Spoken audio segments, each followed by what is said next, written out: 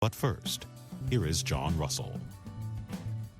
The population of the United States will get older, even if the nation has high levels of immigration, suggest two reports from the U.S. Census Bureau. One of the reports predicts that by the year 2060, around 1/4 of the U.S. population will be over the age of 65. That same year, life expectancy could reach an all-time high of 85 years, the report notes. The other study suggests that even by 2030, around 20% of the population will be 65 years of age or older. Census Bureau researchers expect the growth in life expectancy over the next 40 years to be slower than it has been over the past 40 years. Between 1970 and 2015, life expectancy rose by almost 8 years. But researchers predict it will rise only about 6 years between 2017 and 2060. One report notes that preventable health risks, such as smoking, obesity, and, more recently, opioid-related overdoses, could play a role in slowed gains in life expectancy. The United States could grow from about 332 million people today to around 404 million people by 2060. By 2028, the percentage of foreign-born people will be 14.9%, the Census Bureau predicts. That would be the highest percentage of foreign-born people since 1850. U.S. immigration policy will play an important role in population growth, notes the Census Bureau. With high levels of immigration, defined as an increase of 50% over a 10-year period, the population could grow to 447 million people by 2060. But with no immigration, the country could lose population after 2035. Immigration will also determine the nation's diversity by 2060, said William Frey of the Brookings Institution Research Group. By 2045, white people will represent less than half of the population under current projections, he said. If immigration was stopped, then we will stay majority white until 2060, but barely at 51.1%, Frey said in an email. But the story is different for the young under age 30 population. Under current projections, that age group will become minority white in 2024. Without immigration, whites under age 30 will be in the minority by 2032, Frey said. Starting in 2030, international migration will be the biggest cause of population growth in the country. I'm John Russell.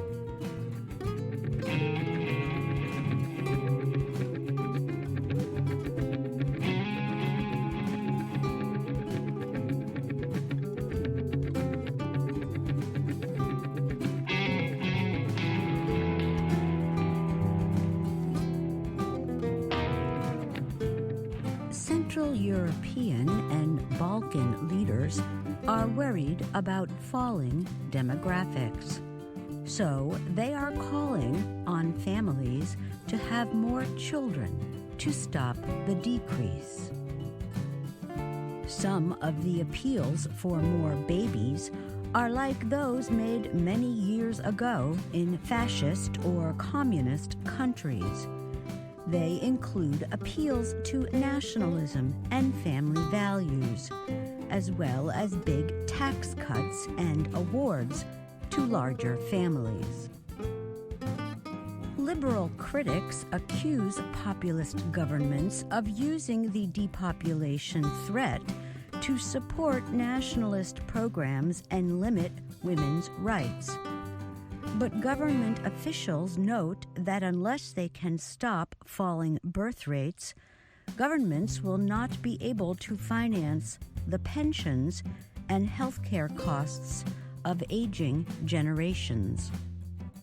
The struggle to increase native-born populations and produce more young workers to pay for future costs is tied to immigration. Young people are leaving Central Europe in ever larger numbers for better pay in Western European countries. In Hungary, the fertility rate has dropped to 1.49 live births per female, while the rate needed to support current population levels is 2.1. Prime Minister Viktor Orban has offered housing assistance as well as reducing home loan payments in an effort to increase births. His government has offered to cancel income taxes on women who raise 4 or more children. Women marrying under the age of 40 can receive a $36,000 government loan that they do not have to repay after their third child is born. Last month, Orban announced the state takeover of 6 fertility centers, which now offer free in vitro fertilization treatments.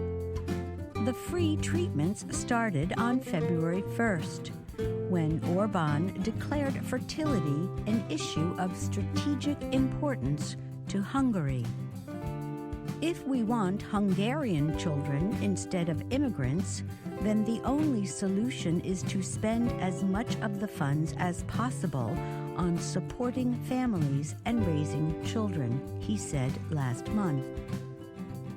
In Poland, the government provides a monthly allowance of about $125 per child to families after their first child.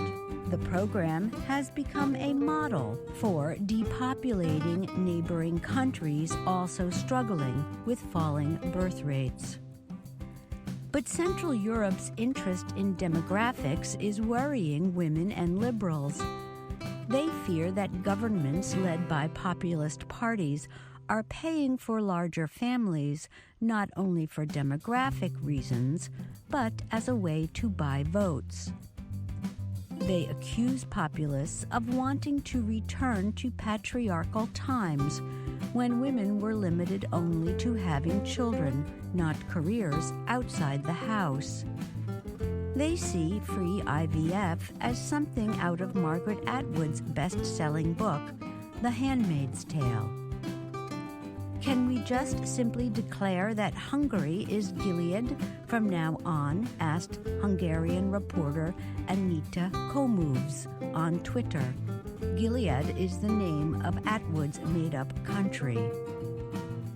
Demographic experts wonder whether the Central European Cash for Babies campaigns will do much to affect population growth. They point to Russia as an example.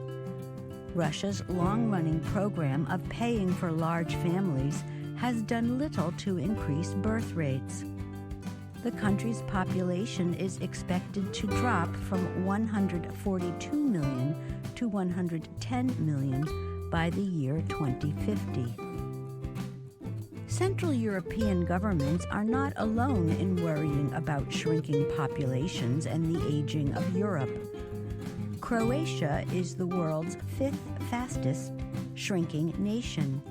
It has made demographics an important issue during its 6 months heading the European Union presidency. Even Italy is worried about its falling birth rate. New births are at the lowest number since records began in 1861. the government is paying for free childcare and extending time off for new fathers. Greece has one of the lowest birth rates in Europe. It is now offering mothers nearly $2,200 for every newborn child, as well as tax breaks. I'm Susan Shand.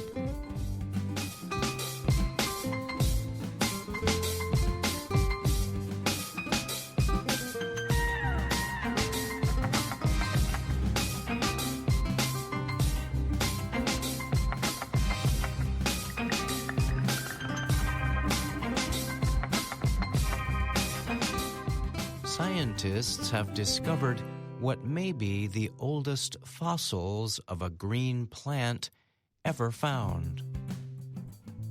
The fossils were found in rocks from northern China.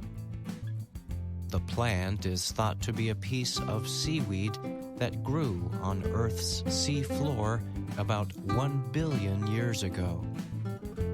That would make this seaweed an ancestor of all green plants alive today.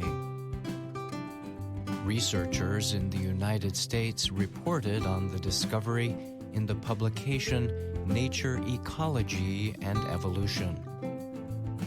The researchers are with the Virginia Polytechnic Institute and State University in Blacksburg, Virginia.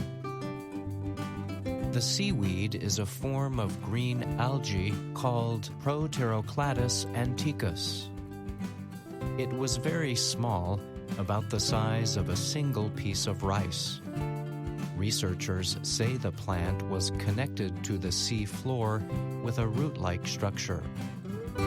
At the time, the plant was one of the largest life forms in the sea, which contained mostly bacteria and other microorganisms. The researchers say Proterocladus was able to perform photosynthesis, taking energy from the sun to produce life-supporting carbon and oxygen. They believe the plant also provided food and shelter for many different kinds of sea life. Shuhai Shao serves as a professor of geobiology at Virginia Tech. He said the fossils were found in rock taken from an area of dry land, formerly ocean, near the city of Dalian in China's Liaoning province. Qing Tong, another Virginia Tech researcher, discovered the microfossils in the rock using an electronic microscope in a laboratory. Shao said the fossils represent the oldest green seaweed ever found. The next oldest fossil of green seaweed was found in rock thought to be about 800 million years old. The scientists say the seaweed once lived in an ocean that was not very deep. Once the plants died, they became cooked under thick sediment, which created fossils in the shape of the seaweed. Many millions of years later, the dirt was lifted out of the ocean and became the dry land where the examples were collected. These new fossils suggest that green seaweeds were important players in the ocean long before their land plant descendants moved and took control of dry land, Shao said. He added that Earth's biosphere depends heavily on plants for food and oxygen. But the first land plants, believed to be ancestors of green seaweeds, did not appear until about 450 million years ago. The Virginia Tech researchers believe that land plants, including trees, grasses, food crops, and others, all developed from green seaweeds that lived in the ocean. Then, over millions of years, the seaweed plants moved out of the water and adapted to life on land. The history of how green plants developed is a subject of debate. Some scientists think that green plants started in rivers and lakes and then conquered the ocean and land later, Chow said. Proterocladus is believed to be closely related to a modern seaweed widely eaten by humans today. It is called sea lettuce. I'm Brian Lynn.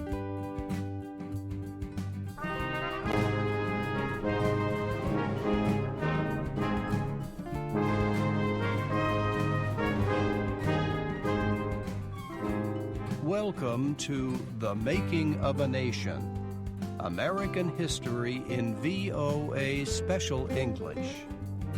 I'm Doug Johnson with Mario Ritter. We talk about the first 100 days of the administration of President Franklin Roosevelt. Roosevelt's inauguration speech in March of 1933 gave hope to millions of Americans. The new president promised to fight the Great Depression that was crushing the economy. His administration launched into action even before the inauguration ceremonies were finished. Back then, newly elected presidents were sworn into office in March instead of January. Roosevelt's aides began work even as he and his wife, Eleanor, watched the traditional inaugural parade. The lights of Washington's federal office buildings burned late that night. And not just on that night, but the next night, and the next night, too. The nation was in crisis. There was much work to do.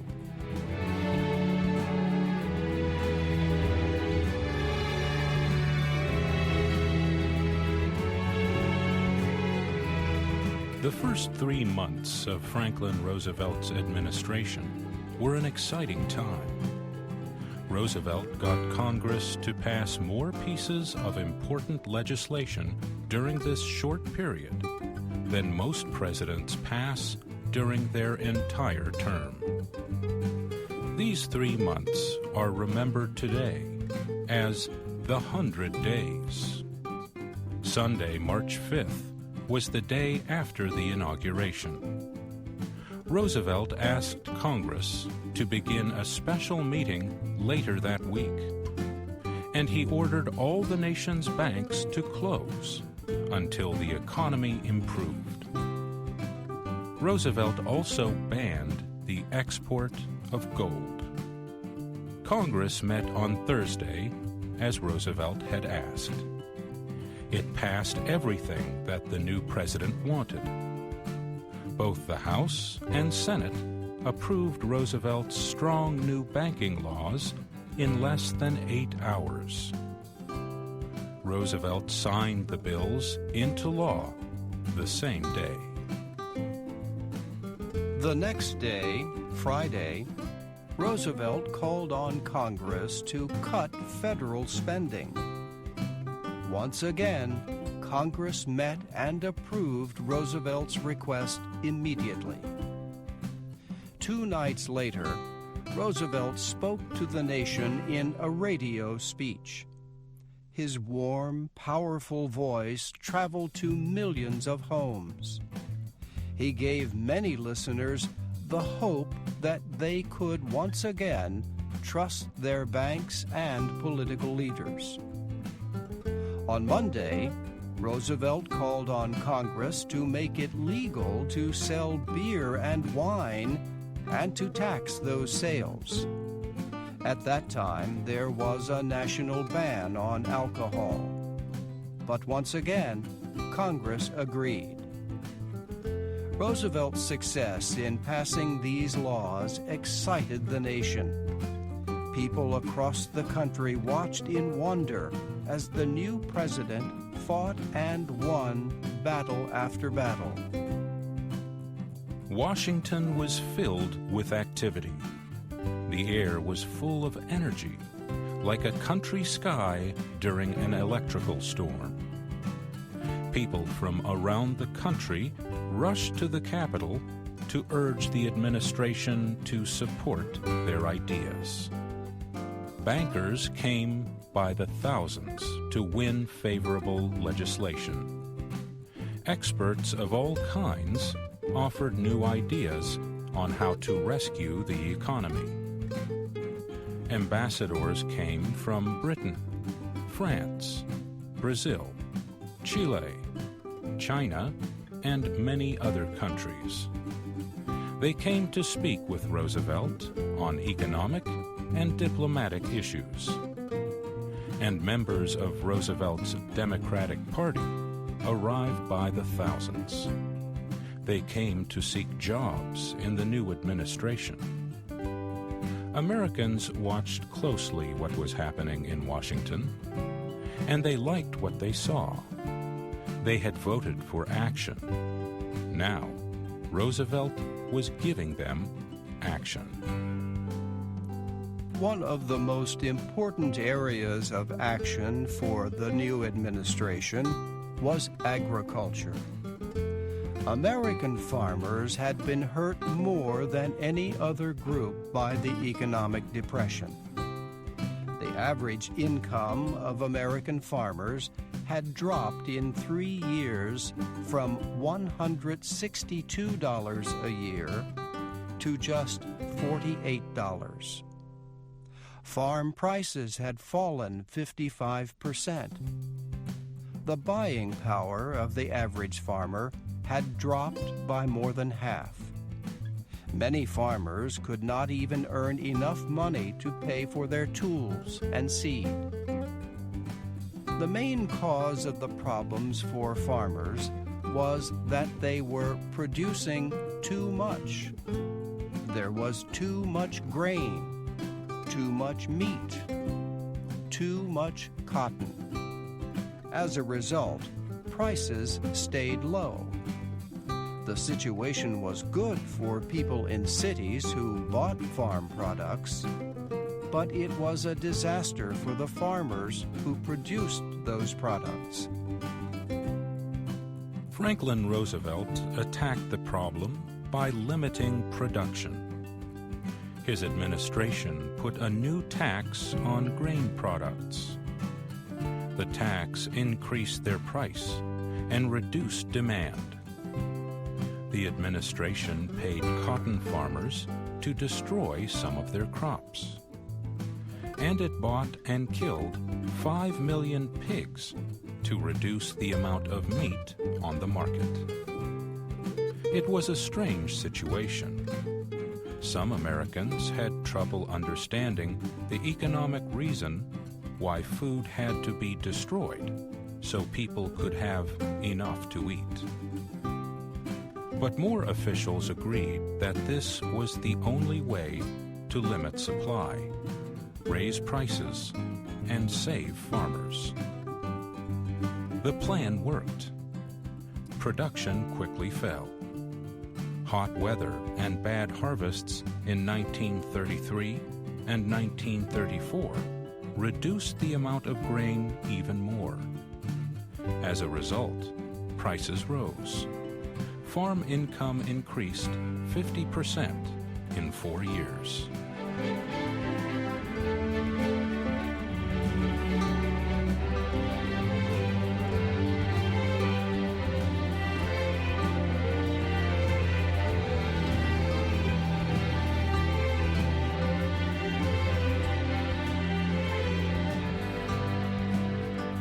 The administration also attacked the problem of falling industrial production. At the time of Roosevelt's inauguration, the production of American goods had fallen by more than half in just 4 years. Business owners reacted by cutting their costs. They lowered wages and reduced their number of workers. But these actions only reduced the number of people with enough money to buy goods. And so production went down further and further. Roosevelt created a National Recovery Administration that sought to gain the cooperation of businesses. Many business owners agreed to follow codes or rules, such as limiting the number of hours people could work. They also agreed to raise wages and stop hiring child labor. And they agreed to improve working conditions and to cooperate with labor unions. At the same time, Roosevelt created a public works administration to provide jobs to unemployed workers. The federal government put people to work on building dams, bridges, water systems, and other major projects. On monetary policy, Roosevelt and the Congress decided that the dollar should no longer be tied to the price of gold. Other action in Washington included a bill for homeowners that helped many Americans borrow money to save their homes. And a bank insurance bill guaranteed that Americans would not lose their savings. This insurance greatly increased public faith in the banks. Roosevelt and Congress created a civilian conservation corps to put young men to work in rural areas to protect the nation's natural resources. These young men did things like plant trees and improve parks. They also worked with farmers to develop farming methods that help protect the soil against wind and rain. One of Roosevelt's most creative projects was a plan to improve the area around the southern state of Tennessee. The Tennessee River Valley was a very poor area. Few farms had electricity. Forests were thin. Floods were common. Roosevelt and Congress decided to attack all of these problems with a single project. The new Tennessee Valley Authority built dams, cleared rivers, expanded forests, and provided electricity. It succeeded in helping farmers throughout the area, creating new life and hope. The 100 Days, the first 3 months of the Roosevelt administration, was a great success. One reporter for the New York Times observed that the change from President Herbert Hoover to Franklin Roosevelt was like a man moving from a slow horse to an airplane. Suddenly, the nation was moving again. There was action everywhere. Journalist Frederick Allen described the situation this way. The difference between Roosevelt's program and the Hoover program was sharp. Roosevelt's program was not a program of defense, but of attack. There was a new willingness to expand the limits of government. In most of the laws, there was a new push for the good of the common man.